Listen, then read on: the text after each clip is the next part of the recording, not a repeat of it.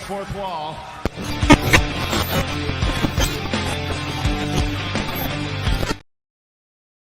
What the fuck is up, everybody? It's John Escudero, and I'm here with my boys Nick and C.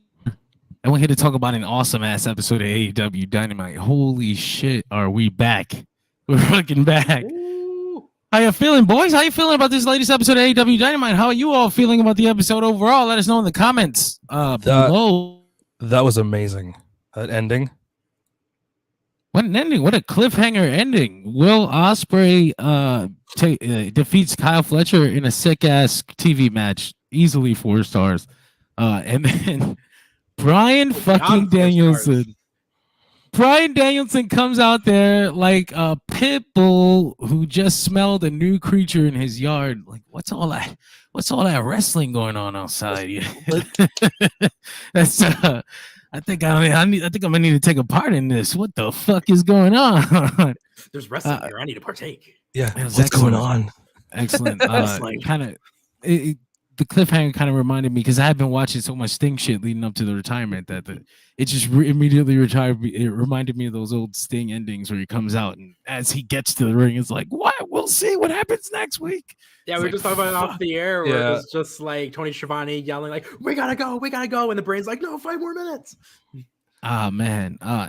It was the perfect moment on top of an excellent match. Like, that's exactly what you wanted to see when this was over. You wanted to know what Will Ospreay was going to do next, and it ends up being the very best thing you can fucking think of.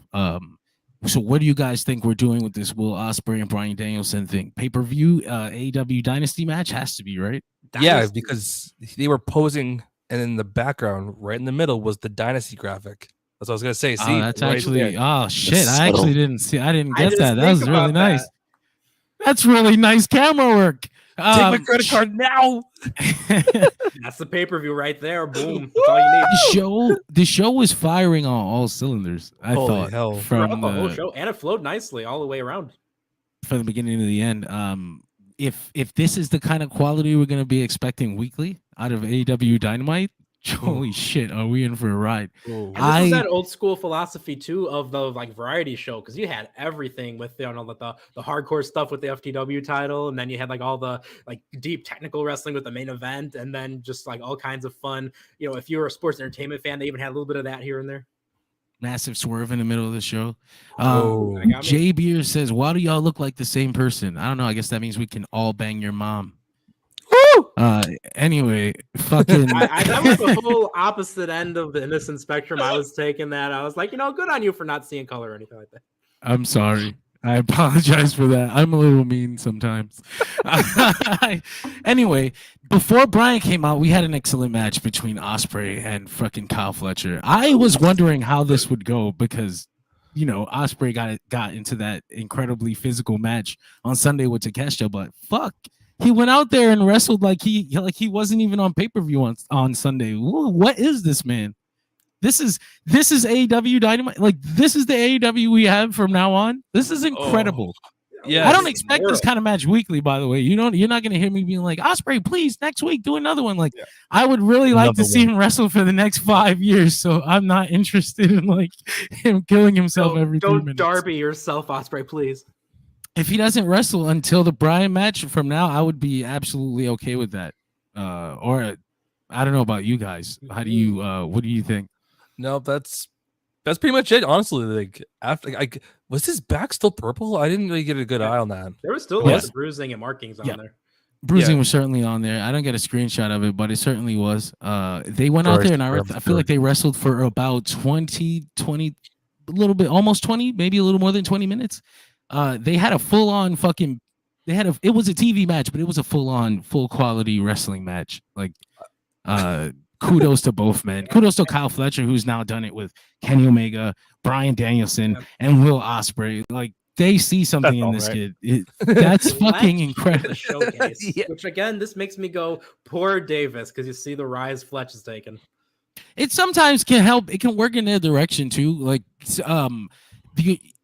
you saw it with Dante before, where when his brother came back, the tag team got shot right out because Dante had all that momentum, and it didn't work all the way we would have wanted it to. But when United Empire gets back together in full form, with both Ospreay and Kyle Fletcher having all this momentum, Mark Davis is in a perfect position to show off, to showcase what he can do and to show that he can stand next to them because he's actually a great fucking wrestler. So I actually can't wait to see them come back and see them in full form. Great big guy, and you got to remember too that he'll probably instantly be boosted in the Don Callis family, or Don Callis will want him to prove himself, just like they did with Fletch. I think a United Empire Don Callis family split is inevitable, and I just think Ospreay is he's too much of a babyface right now. Like he's about to be the top babyface in the company, barring like Swerve. You know, like. You can't keep him with Callis because Callis is such a fucking heat magnet, right? Like, yes, you saw even after this incredible match, the second Don Callis got in the ring, it was like, boo, fuck you. Still don't forgive the Omega thing. Yeah, nope. So the split has to happen. What up, brother? Ultimately, I just feel like it's not even going to be a situation where Ospreay turns heel because we just saw Okada get positioned as basically about to be the biggest heel in the fucking company. So keeping Ospreay on the babyface side is the best fucking move for everyone involved. But we might as well talk about the other big thing that happened tonight with Kazuchika Okada being all elite. Holy fucking shit. It's obviously not a surprise that he joined the company, right? Because I feel like we all saw this coming. It was the very best place for him to show up. But to see him basically booked into a place that plays into his strengths entirely, I don't know if you guys remember, but Kazuchika Okada was a fucking incredible heel to start his run, to start his main event run. That and he's teamed up with two guys who he's very familiar and very comfortable with. That's really important when you come over to a new company in a new country not regularly on television. You know what I mean? Absolutely. It's a great move. I actually loved the Young Bucks doing the whole kicking Kenny out and kicking Hangman out, but not fully kicking Hangman out because he's a heel just like us. He's just suspended and we hated to do it. You know what I mean? Yeah. Don't forget, Tony Schiavone went there when talking about they're getting their booties kicked by Sting and Darby. Yeah, they kicked his ass out of the ring immediately. Get the fuck out of here, Tony. I love Tony Schiavone's relationship with all the wrestlers in the company. It's that old Mean Gene kind of, why did you do this? Like he's ready to confront the wrestler with the question that the heel doesn't want to be asked. And it makes for fun character moments like on TV. But Eddie Kingston came out to confront the Young Bucks because he had been talking shit over the last 2 weeks. And I'm glad they followed up on that because Adam Copeland had also been talking shit about the Elite the past couple weeks. Followed up on the Eddie Kingston thing, then they're probably going to follow up on the Adam Copeland thing. And we're about to end up in one of those weird dream match situations where it's like Adam Copeland versus Kazuchika Okada next week on Dynamite. Some wild ass shit. So a few years ago, who thought that was even a possibility? Right? Again, this is incredible, the direction that the company is headed in right now.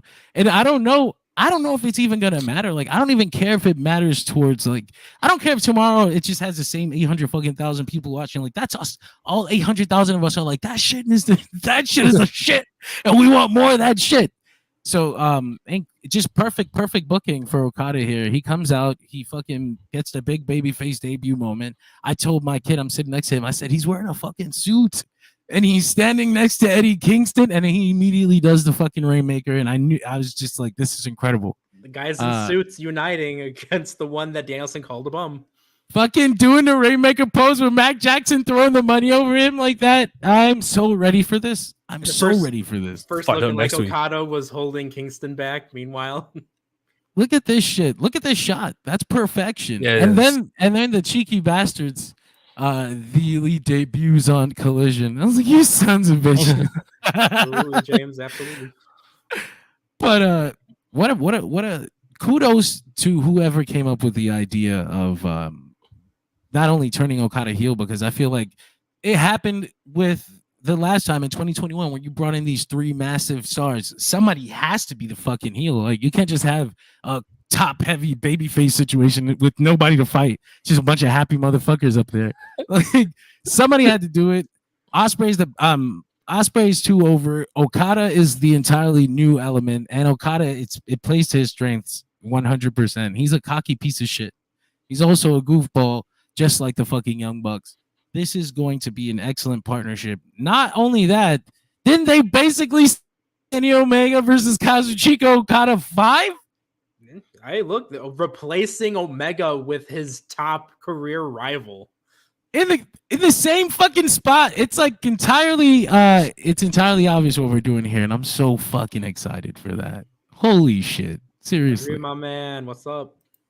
My only question right. is like, what's the word on Kenny's situation? Have we heard anything? Well, that's gonna be the thing that's always gonna be a question. Like, when is he gonna be okay? Is he okay? How long is he gonna take? I don't think AEW ever really answers questions like that. Like they rarely tell you when somebody's injured. You find out like 4 months into the injury after begging to find out why aren't they on TV. Well, it turns out they broke their leg. Oh shit! Don't worry, they're halfway through healing. We'll see them again. Right now. They're really strict about that doctor-patient thing. They don't say a goddamn thing. And you know what? I respect it. Yeah, no, I agree with you. It makes me anxious as a fan, though. Will Ospreay versus Bryan Danielson is in fact happening at some point. We don't know when. It's got to be at the next pay-per-view. It's definitely not going to be like big business next week, but that's going to be a big moment, like because that big business card is already stacked. So you have all those matches, and then you have like Bryan Danielson confronts Will Ospreay. That's a stacked fucking card, and that's an awesome moment. And I actually want to see 4 or 5 weeks, however many weeks we have of build to this. This is an incredible match, but we can tell a sick ass story.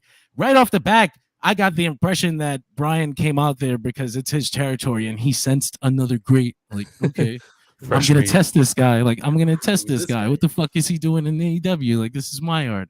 That's the vibes I got. And that's kind of, I hope the story is. But I also noticed there's a lot of renewed attention on AEW today after that pay-per-view, after the Sting, basically the perfect Sting ending. And this was just the perfect fucking episode to come back to. Like, if you haven't watched in however long, 2 years or whatever, it's a perfect episode to come back with, to come back to. New graphics, fucking fresh coat of paint, new fresh music. Yeah, new intro. It's a showcase of what AEW is going to be going forward, and I'm so excited.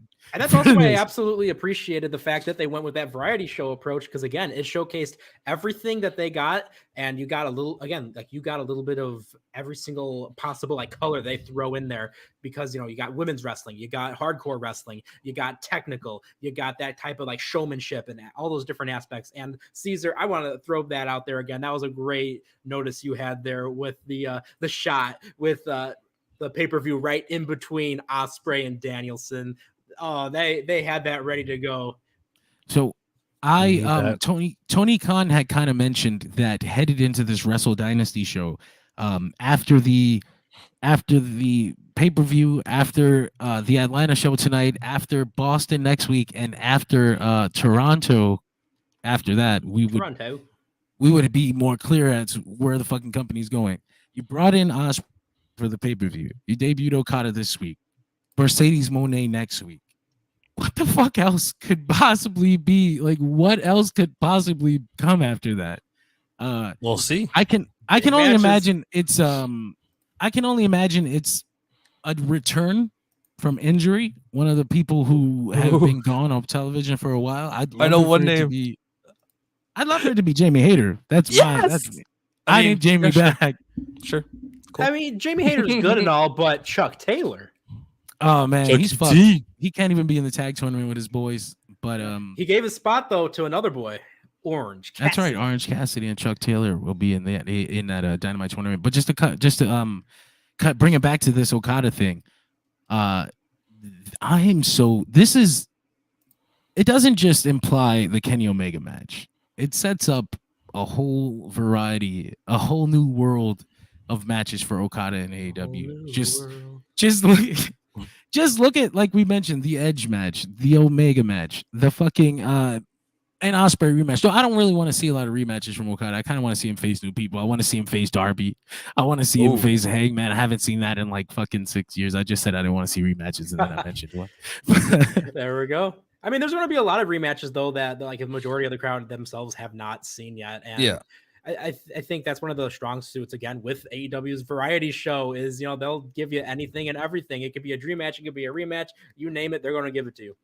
There's also the trios factor. I'd like to see, not that I want to see them like in the trios division, but It's gonna up happen against some hot ass trios, up against House of Black for whatever reason, even though Bullet up Club against- Gold, perhaps.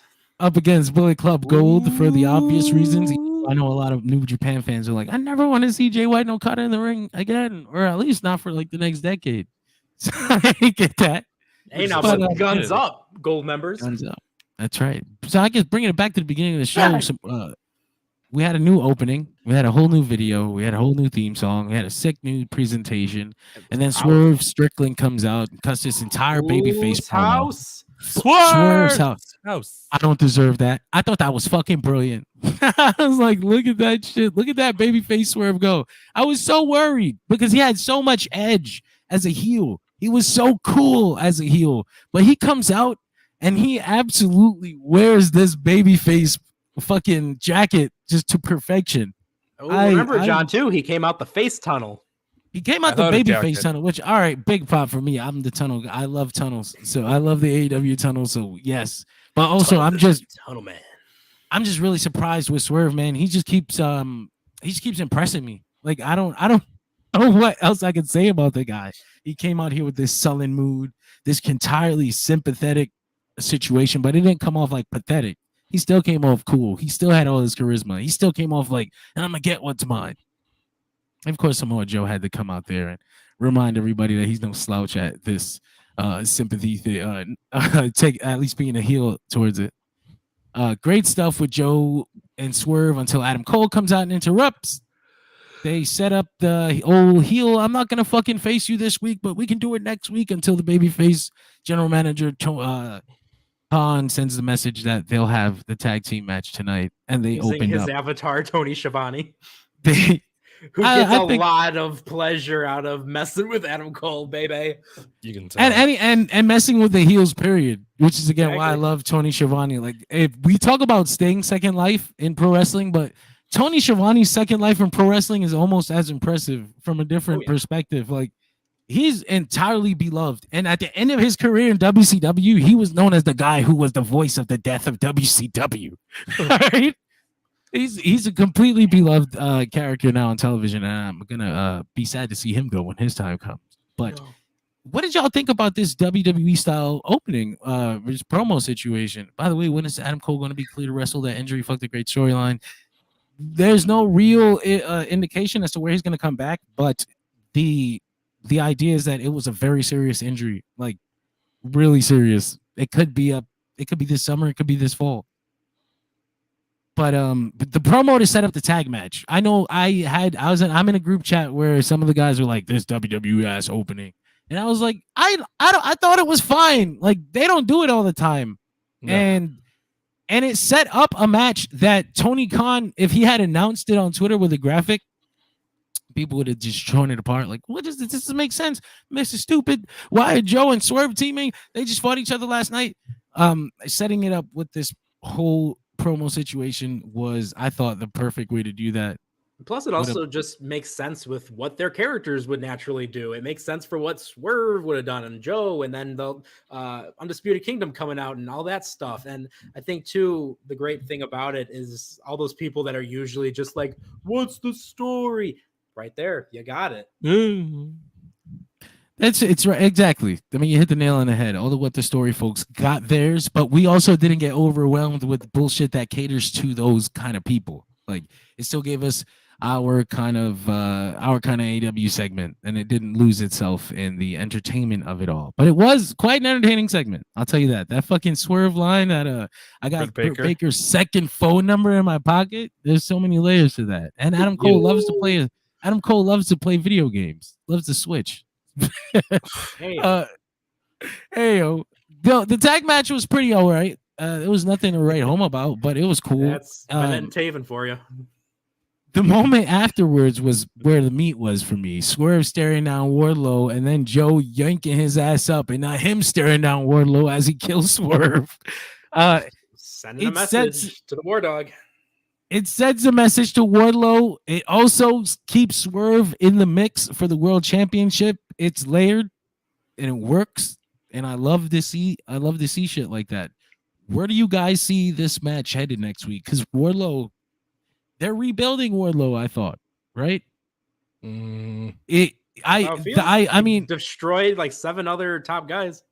Whether you think it's working right now or not, they're trying to rebuild Wardlow. Like that's what they've been doing for the past few fucking months. So rightfully so too, because he's had so much momentum for years going into this. You've had all of his stuff with MJF, and then the TNT Championship run that just all of a sudden fizzled out into nothingness after just being one of the hottest moments at the time. But when you look at the grand scheme of where we're going with this direction, remember Adam Cole wants War Dog to win the title for him. Wardlow wants that title because he thinks he deserves it. So we're going to have even more just beyond this. And then you got to factor in, and they mentioned it earlier, and I'm happy that they did, that Joe used to work alongside them when they were messing with MJF. I forgot about that. I actually forgot that they were like buddy for a little bit. That's why Hangman wanted to go deal with him instead of being stuck in this bullshit. But my question about the reason I asked, aren't they rebuilding Wardlow, is because I feel like just losing in this world title match works in the opposite direction of that. But you did mention the Adam Cole part of the story, and now I wonder if we're about to split Wardlow away from the whole Undisputed Kingdom thing, period. And we probably should. I don't know if y'all are feeling that like I am. I'm like, if you really want to rebuild Wardlow, then having him attached to a bunch of their characters are spineless, like, so why is Wardlow hanging out with spineless people when he's cutting these sympathetic promos about how he got left behind? But I mean, we'll see where that goes. His promos were literally like, "Don't hate me, I'm right." Hey, Christopher, man, it'd be a good place to start, especially if the quality is going to remain after the pay-per-view and this week. Shit, big business might really be big business. Absolutely. And not just for that night, but honestly, when you think about it, and we mentioned this earlier, it's going to be big business for the weeks and the months and even years to come. Because look at all the big names that'll be coming in, like all the potential new feuds, matches, rivalries. It's going to be great. Truly big business. So after that, we had a backstage segment with Kyle O'Reilly where he confirmed that he was back. Oops, wrong fucking photo. He confirmed that he was cleared for action. He's back, and he doesn't want to associate with these guys right now because he feels he needs to do it on his own. He's his own man, solo. I took that to mean, man, Kyle O'Reilly would be a great baby face. Let's not fuck this up, actually. And I'm okay with that. I'm absolutely down. I was really worried on Sunday because of the way they did that he actually wasn't cleared and he was going to come back and announce that he's fucked and he's going to retire. But no, he's cleared for action and he's in the mix. So that's yet another person to be excited for on this fucking roster, man. We're on fire, dude. Exactly. I wasn't even expecting him to be one of the people that were brought into the mix, but now it's just this is awesome. I'm digging this. I'm going to sound a little biased here, but as a fellow Canadian like he is from the same province, I'm super excited to see how this goes. Really? Ooh. Yeah, he's from the Lower Mainland here in British Columbia. So I didn't know you guys shared a province, though. That's awesome. Him and Chelsea Green. Hilariously, Kenny Omega just responded to being replaced in the Elite on Twitter with this simple image. I swear. Go check his Twitter right now. That's his reaction. Is it bad? I was thinking he was gonna do something like the JTG thing of when I look at my phone. He didn't pick up the phone. Holy shit, that's great. The show, Christopher says the show has been improving drastically. 2023 for me was a downgrade for them. I agree. I was on here screaming at the sky, like, what are we doing with several things? You're breaking my heart, Anakin. I can't follow you down this path. No. But they got their shit together. Holy shit. A wake-up call. Proved it. Old school. We've been talking about how they have been just slowly improving the Continental Classic. The stories are being told well. Like, we're going fucking... We had complimented them leading up to the pay-per-view, and then the pay-per-view was like the zenith. Like the climax. It came. And now we're here. All We're in this post-nut clarity AEW. And we're canceled. All right, let's all calm down here. Now, what No need I'm for really dicking around. what I'm really hyped about is when we were mentioning like the Continental Classic and whatnot. Again, I think back to the Owen Hart Cup when Kyle O'Reilly was not seen at all as making it as far as he did, but he was just dominant, and that was absolutely awesome. So I want more stuff like that where he's just like that guy you don't think he's gonna progress as far as he does, but And it happens, takes names. It's great. It happens in any promotion that he works in, and anytime he's with Adam Cole, actually, where he kind of seems like he's gonna be the second guy, and then Adam Cole breaks away, and then Kyle O'Reilly shows off how much charisma he actually has, and you're like, oh shit, this guy's actually really good. And then something happens to derail his momentum, whether it's his own decisions or whether it's an injury. When it was in ROH, when he broke out from behind Adam Cole, he won the ROH world title and then signed with WWE. So he's like, all right, I'm out of here. So you fucking in WWE, when fucking he broke away from Adam Cole and he started being the charismatic babyface, Adam Cole left the fucking company after their feud, and then NXT changed directions entirely. And he was like a victim to the 2.0 thing. And then AEW comes in, this very same thing happens. He has the performance in the Owen Hart Cup, and he breaks away, he starts breaking away and looking at like he's going to be a great single star. And then he fucking has a horrific injury. He doesn't even know if he's going to come back. So here's to hoping Kyle O'Reilly finally gets his chance. Yeah.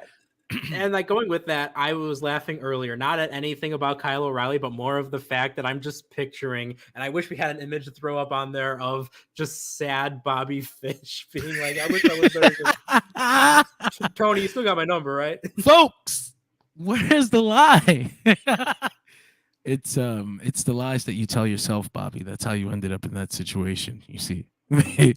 But moving on from that, we had Kill Switch in a pretty nothing match with Daddy Magic, where I feel like the most notable thing was that Daddy Magic had on these jeans that just did not go well with being a wrestler, and he repeatedly would try to jump up onto the ropes to do the things with Luchasaurus, and his fucking legs would be shaking and he's like about to die. At one point, Luchasaurus literally has to carry him like a child so that he can do the spot on the ropes. Slim J.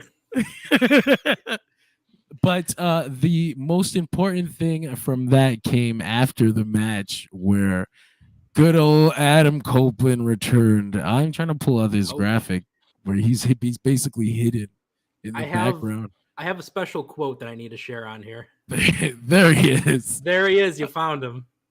Ran him through the that was great. So while this match, I have a special quote from one Mrs. Mama Luraco, and she said, Killswitch is an idiot. Christian treats him like crap and he takes it. He's a chump. She's absolutely right. Thank you, Mama Luraco, because I feel the same way. I'm like, where are we going with this Killswitch thing? It's been a long time for him to be taking this abuse. They don't reference the Jungle Boy element of the story anymore. So like, what are we doing? But he's still here. He got tossed through a table off screen. I didn't even know he went through a table until the camera turned over. Did? Yeah, he did. Edge threw him off the stage, and he went through a table like 5 feet away. I didn't even realize. Exactly. So they had this great moment where Edge fucking chases Christian out of the building. Christian straight up GTA steals somebody's car, and then he drives off with it, and he's holding the title like he's such a scumbag out of the window. Great moment. Edge challenges him to an I Quit match in Canada. So, Christian Cope 3. They actually ran the Canadian tour, did Edge and Christian, and somehow extended it all the way to the next Canadian tour to do another Edge and Christian match. Kudos.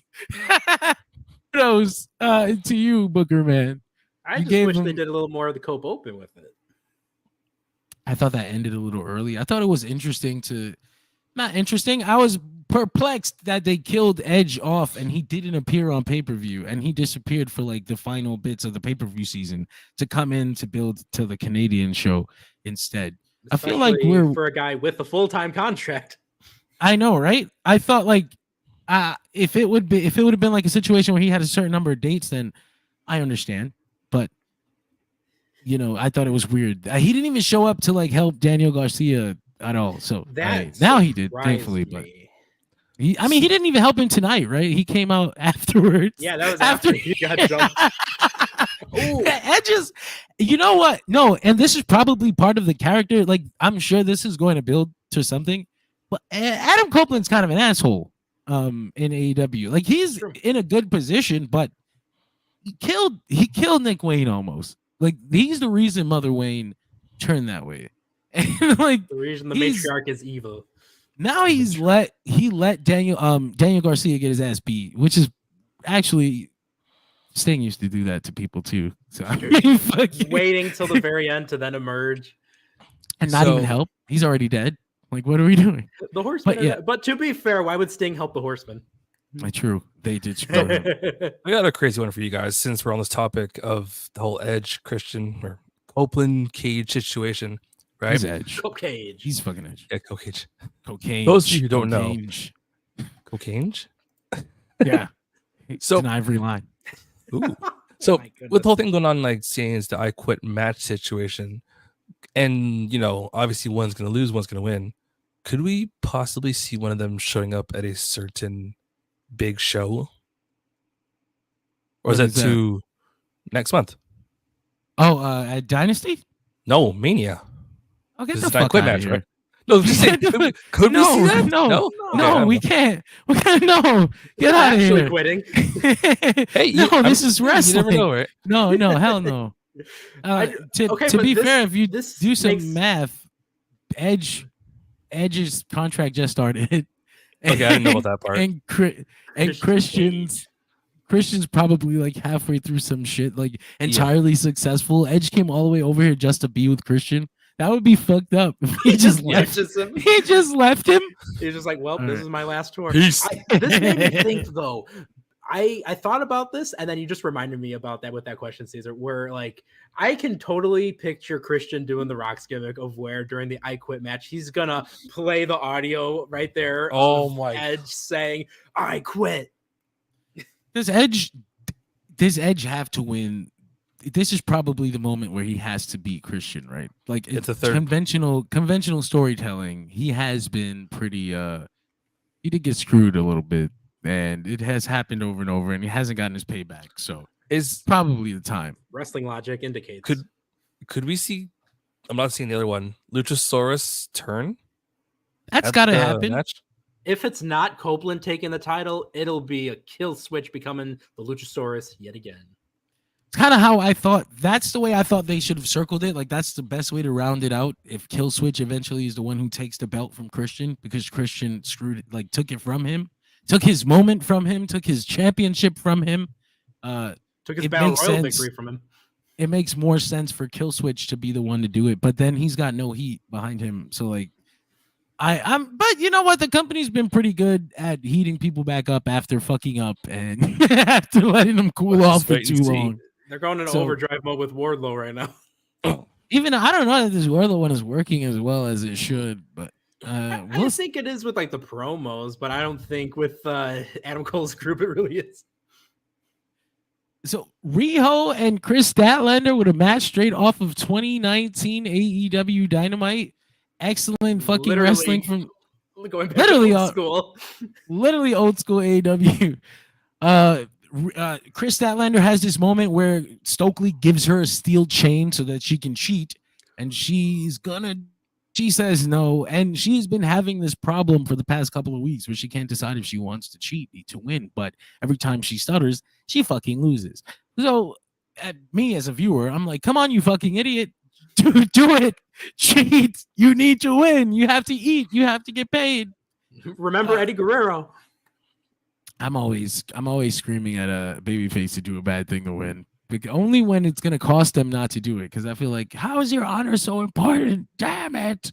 I'm evil, I guess, in real life. I have no honor. I am scum.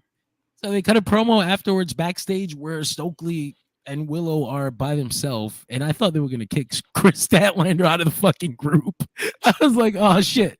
You got But no, she just says, you know what, Stokely, don't try that shit you were trying last week, man. I'm a good girl. I'm gonna whip Riho's ass next week. And I think that would be a perfect win for Riho to set up that Mercedes Moné rematch on television at some point. They owe that rematch.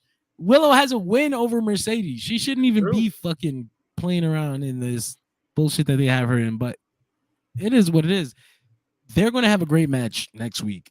Riho had great matches with Nyla Rose. It's a similar dynamic, and I think Willow is a better wrestler than Nyla Rose. I don't like Nyla Rose is an amazing shark. She is. No, I mean she's amazing. She's. I love her in the shark outfit. That she dresses as a shark for Shark Week. That's peak Nyla Rose. So after that, we get yet another segment for the ladies, where Toni Storm just says, you know, I beat Deonna Purrazzo. She called her something else. Deonna Purrazzo or something. I beat her. She gave Mariah a T-shirt that is just an old Toni Storm shirt with Mariah photoshopped over it. And she cut her promo. She did her catchphrases, and she didn't really give us any indication of where they're going next.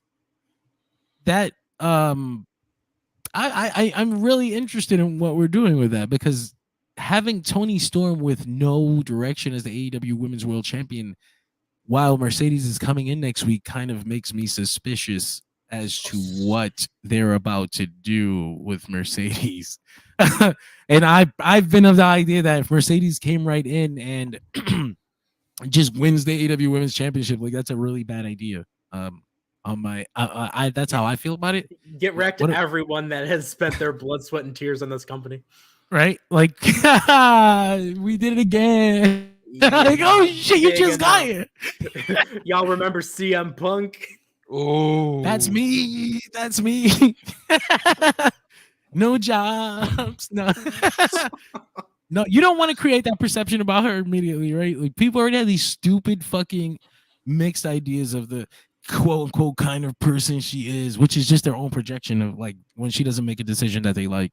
But some of that needs to be combated on television, and I thought that setting her up versus Serena Deeb was a good way to go, because then she goes out there, she had a technical ass wrestling match on AEW Dynamite in the midst of people like fucking Okada and Ospreay and shit, and it makes the show feel strong, and it makes Mercedes look strong, and it gives you an overall great product, and that's what I want to see with that. I don't want to see Toni Storm in the mix with Mercedes quite yet. Okay, I got one for you, because I think you've mentioned this a few times before, because, well, her being labeled the gatekeeper, but when would you want to pull the trigger on like Britt versus Mercedes if they were going to do that? If it was me, I would have started it at Big Business next week. I would have had Britt come out and take Mercedes out after her moment. But it seems like, because it's not like they set up, they didn't say Serena Deeb is in an open challenge match next week, right? Like it's not like she's going to be Mercedes' first match on the first night. So they're going to have to set up their Serena Deeb Mercedes thing, and that'll probably take a couple weeks. So I mean, even then too, remember, Serena Deeb is also one of the gatekeepers of AEW, so to speak. Yeah, she is. There you go. She took the NWA Women's Championship, didn't she? From Thunder Rosa. Like, give me that shit. It's my company. I'm taking your company now too.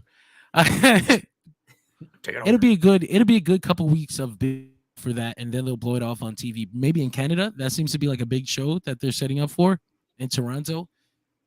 But you should probably set up the Mercedes thing. The Britt Baker thing after that. But that's implying that that's actually going to happen. Who knows? Who knows, right?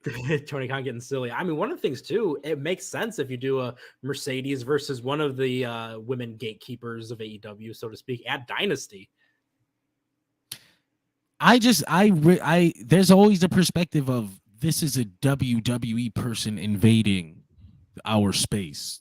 People like, so I think you should address that on television and then have them like acclimate with the AEW roster on television first. You can control the narrative on TV first, and then that sort of leaks into real life, and it helps smooth things like butter. After that, we had the FTW Championship match. Hook defeated Brian Cage, and I had fun. It was a fun hardcore match. Hardcore Hook. I forgot that the FTW matches are hardcore matches. So when they started pulling shit out in the ring, and then the commentary is like, "This is FTW rules," I was like, "Oh, that would have made me a little more excited for this when they announced it." That makes me. I really appreciate because, like, it's weird having a sanctioned hardcore title because, like, when there's like WCW did that, and it's like this doesn't feel like it's legitimate. But when the FTW title being non-sanctioned, like an underground title, that makes sense for hardcore, and I really appreciate that dynamic of it. I never thought of the FTW title as the AEW Hardcore Championship, but now I'll never be able to unthink that. So thank you, Nick, for ruining my life. Listen, I'm just saying, like, the last couple of times it's been defended, it's been hardcore ECW type rules. So it is every time. Literally every time it's been defended on AEW, it's been FTW rules match. It's been a street fight, and I never put it together. I got the glass is shattered. Thanks, Nick. No problem. I'm here to help all of you remember this is a variety show. Again, FTW, hardcore Hook, represent. So, fun match. Hook gets the win in the end, basically Supermaning himself out of the thumbtacks and continuing to hold on to the choke. That was intense. Red Rum, Kata Hajime. Intense stuff, fun stuff. I love plunder matches on big budget television because you can do all types of shit. Nobody dies. They need to bring out the Lego pieces for one of these matches. Pain. I mean, that's the card tonight, right? I didn't miss anything. Machine's cape, and he was the legit Swolverine this time. Actually, oh, that's right. He came out dressed as fucking King from Tekken. I thought I had the pictures up, but there it is. Brian Cage had on the old King getup, but it said Swolverine on the ass. Yep. Instead. Great stuff. They are setting up Chris Jericho and Hook as a team, and then I guess eventually as a match. And I know people are tired of Chris Jericho on AEW TV, but I don't feel like it doesn't make sense to not want him to do anything with anyone because, like, he's not going to get fired tomorrow. Like, this is not fairyland. Like, you're not just going to get what you want because you want it, right? Yeah. So plus, it's Chris Jericho who's been immortalized in the lore of AEW. The first champion, the guy who got the company off the ground, right? Yeah. So the big name for them. I mean, and part of me understands where they're coming from because it seems that whenever Chris Jericho gets involved in a storyline with a hot wrestler, the wrestler comes out the other side less hot. and so what do you do? Can we just appreciate too the dynamic where Jericho's like, "Hey, you dropped me on my head the same way your dad did." That was great. I think that's actually a hilarious that's a hilarious reason to respect someone. But you know what? When I fucking felt my bell ring, it took me back to 1995. And I love reliving my youth, as you can see from my outfit. So thank you. I have a bone to pick with this moment, though, at the end of the match, though. Whoa, what's that? Okay, so you have Toa and Bishop coming out here, right? And they're going to go help their boy jump Hook. And Jericho runs them off. Where were they when Swerve was getting attacked by Joe? I don't think they care about Swerve for some reason. No more. He comes out a different tunnel than they do now. That's what it is. They saw him come out of that. What is it? The left tunnel or the right tunnel? Face tunnel. Yeah. This week it was the right tunnel. Yeah, it changes depending on where they have the stage, right? Yeah. But you're right about that. It's always they can't explain why this heel who's in a heel faction that's turning babyface isn't getting help from his friends when he hasn't done anything wrong to them. Right? Like, he's done nothing to you kind of have to you're gonna have to do a moment where they come out and they're like, you know, we're pieces of shit and we love being pieces of shit, right? But you're out there, you're being a bit too honorable. Like, I don't think we can fuck with you anymore. Like, let's get him. Let's beat his ass. But you're absolutely right, and I didn't think of it, and they should be helping Swerve. But you know what? He did on television say, I don't want you guys coming out to help me. So they probably took that shit to mean we're never helping your ass again. Just business. But you know Fuck what else you. I was thinking of too is I don't know how great it would be in terms of like an in-ring thing, but I think it would just be cool. Is since Adam Cole's here, you got the 4 guys on one side, and you have Swerve and his group on the other, 4-on-4. I'm down. I'm down. That'd be and fun. I don't think it would take too much to turn Brian Cage and Toa and Khan. Too much effort to turn babyface and be on Swerve's side. Like it's not like they're the hottest fucking heels in AEW right now. No. I mean, Excuse me? they're just guys and they perform well and they do Big well in men. their spot, right? They could be, but I guess babyface champions don't have heaters, right? Like, why would you need? I also just love too that they're the complete inverse, or like that's just the whole like antithesis of Adam Cole's group, because it'll be like Wardlow, and then you got like, I mean, Bennett's not like a small guy per se, but he's just not Wardlow's size, and then you got like Taven and Roddy. Meanwhile, you got Swerve, and then all these big meaty monsters. It's actually I really like that when they first put them together, but like you said, they've been falling apart. So it's like we're gonna see a lot less of anything to play. We're not gonna play with that at all now. Sad. I'm done with this. But I mean, shit, that was AEW Dynamite this week. Great episode of Dynamite. We usually do a job. Yeah. We usually do a jobber of the night and a megastar of the night, but on a fucking episode of Dynamite like this one, I technically can't come have up a with jobber. one. Could give it to us.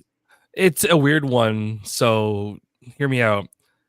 It's Paul Turner, the referee. Oh shit! Why? So I don't know if you guys watch as much as I do, but like when I'm watching some of the matches, I watch little things a little more intensely than just the obvious. Like if someone gets their head kicked off, I watch that, but then I watch like stuff around how it's happening. I've been noticing when Paul Turner does his counts, there's sometimes where he does like a 1, 2, and then he slows down, gets to the bottom, and then goes, "Oh, it wasn't 3, it was only 2." Or like he does some kind of messed up, like botch kind of count. I don't know. That's just what I've been noticing, at least. I like that because it confuses me into thinking it was 3 when it wasn't. That makes me. It gives me. And then I he does enjoy like a little that. That's shoulder on sweep to check. Yeah, that's entirely on purpose. That is like it's meant to make you believe that the false finish is finish, and it isn't. It was 2. Oh my god! But like I enjoy that. Yeah, like he brings his hand down still though, and it's like he stops like he's about to touch the mat, but it's like yeah. I don't know. That's great. That's great referee work too. Like if you can actually bring your hand that fucking low before the 3 and not touch, like you're great. You're actually awesome. Because it's sometimes where they do that and they mess that up. And you hear the 3rd slap and the whole crowd is like, oh, and you fuck the momentum of the whole match. And now the 2 wrestlers want you dead. Like, or the tag team. Or the battle royale, like something weird. I will step up to defend Paul Turner because I actually think he's one of the better referees in the company. Like straight up, I don't look at the referees at all. I never do, other than while I'm watching the show, they cross across my screen. I'm never one of the people that's like, Aubrey Edwards is moving too much. Like that shit don't fucking bother me because I don't like shut the fuck up. You know what I mean? So, but Paul Turner is such straight laced. Does everything like even those people could not complain about him. Like you cannot. He just does his job. Megastar of the night, though. Where are you guys standing with that? Where are you guys standing with this? Oh shit! Holy shit! You know what we didn't talk about? Adam Darby Copeland Allin choking out Nick Wayne in front of his mom. Darby Allin came out here and cut a promo that made me really fucking sad because he addressed the fact that he literally is going to climb Mount Everest and people die on Mount Everest every year. Experienced climbers. There's an entire Wikipedia article dedicated to the deaths on Mount Everest every year. I'm just like, wait a minute, man. Like the last thing I want to do is spend all of April worried about a stranger. Like, is this man alive? Like I need Darby, as he tweeted. So he officially relinquishes the belts, and then Jay White comes out and they they cut a promo. They cut a little back and forth thing where Jay White does. I didn't think this was his best effort, and I think Jay White is a great promo guy. But I thought this was like, all right, I didn't enjoy this. Cool. Darby does the old shooty half work thing where he's like, you come in here and you're still with these guys. You're not world champion. He takes all the internet criticisms and he turns them into a story. He says, I don't believe the hype. And next week, they're going to have a match at Big Business. It's going to go crazy. I have no doubt. It's such a styles clash, though, these two kinds of wrestlers. But it's going to be excellent. I have no doubt about that. But bringing us back to the megastar of the night now, what do you got? Who do you guys have? I want to say 3 people, but I'm pretty sure you guys will agree with me on this one. Oh, you can't take them all. No, this is for a good reason. I'm being saying this. The 3 people I'm going to say are Fletcher, Ospreay, and Danielson. 2 for the obvious match, and then 2 for the possible setup. Danielson with the last minute comes out for 15 seconds on TV, takes Megastar of the Night. Incredible.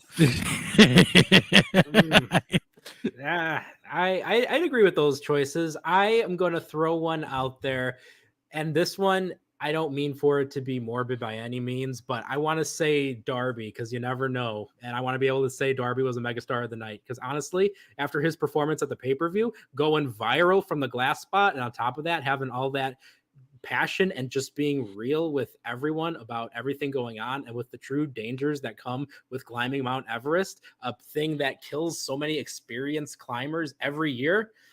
I want to say that Darby Allin is my megastar of the night 100%. I'm down, man. I'm down with that. And that's it. Like I said, it's a grim, it's a scary thing to think about. For real. Like I didn't know much about Darby Allin when he joined AEW. I had seen he had went viral a couple times because of the bumps that he takes. I think of 2 times in particular. Once where he came off the top rope and took a bump onto the concrete outside of the ring at an indie show. And another time where he was powerbombed onto like a barricade. It's some disgusting shit at like Evolve. That's all I knew about Darby Allin. In the 5 years since I've met this character, I have fallen in love. Not like, romantically, but I really love this character. I am actually married. My wife would not appreciate me complimenting people of any gender on live internet. So, honey, I swear I didn't say he was pretty. I swear. No, but I actually love Darby Allin. Like he's one of my favorite modern contemporary wrestlers. I would be devastated if he fucking died, dog. Like, holy shit. The least problematic of the 4 pillars. And my favorite pillar, definitely my favorite of the 4 pillars. And it's funny because he took that. I always say he took Jimmy Havoc's spot, like entirely. Oh, yeah. He came in and Jimmy Havoc was being set up as that guy. He was being positioned, even the matches that he was having in the early AEW pay-per-views, you can tell they wanted him to be what Darby ends up being. Exactly. There's a universe where Jimmy Havoc and Sting go on a 27-0 undefeated run in AEW. The multiverse is a crazy place. Yeah. But my megastars of the night, the boys. Fuck, man. Yearbook photos. This is so perfect for everyone involved. I can't keep talking about it. The Young Bucks needed one final thing to set this gimmick over the top. And this is it. This is great for the Bucks. This is great for Okada. This is great for us as fans. I can't wait to see more of this all the time. This particular thing right here, Matt Jackson doing his best ghetto, but with actual money. I can't wait. And I love that it pissed so many people off. Like it fuels me that it's such a good thing and people are mad about it. Like it's like, damn, not only do I have the pleasure of enjoying this for being excellent, You get to season it with your salt. This is incredible. Thank you so much. Let it go. Let it go. Ooh, just a dash. Oh yeah, just man! Megastar of the night, Kazuchika Okada, and the Young Bucks, the EVPs, with their big announcements. Wow, we had a variety. This is one of the rare opportunities where we all have a different megastar, and several of Right? them at that. Oh, happy Life Day! No, that's November 17th for all my Star Wars fans. But that is us. The Dirt Sheet Radio post-show rewind. Speed us through I'm gonna speed us through the plugs. You can catch Caesar at all Noob Tube social medias, N3W B Tube. You can also catch Nick. Great. You can catch Nick. He doesn't share his socials, but you can catch him on all the Dirt Sheet Radio. I like to stay private. Stay away from me. Catch him on the Dirt Sheet Radio flagship show, which we do stream in the middle of the night. So if you're up tonight in the middle of the night, we stream a news show where we talk about all the week's biggest news in depth. We do it in the middle of the night. We just stream because why the fuck not? You can also catch Caesar on the Monday Night Raw post-show rewind. And you can catch Dirt Sheet Radio live after every single Monday Night Raw, every single Tuesday night NXT, every single Wednesday night Dynamite, every single Thursday night Impact, every single Friday night SmackDown. We haven't done Collision yet because it's really sporadic and it's on sometimes and it's off sometimes and there's a pay-per-view sometimes. It's fucking hard to figure out Collision, but it's a really good show. Don't skip it. Saturday, hang out with the boys. But we also stream for every live major pay-per-view immediately after the show. So if you enjoyed hanging out with us tonight, and I noticed that a lot of new people did enjoy hanging out with us tonight for the entire fucking episode. Sweet. Holy shit. Thank you guys. Thank you guys for being here. We can't wait to see you again. And let me pop up that good old booyah. We'll see you. Boom. Peace.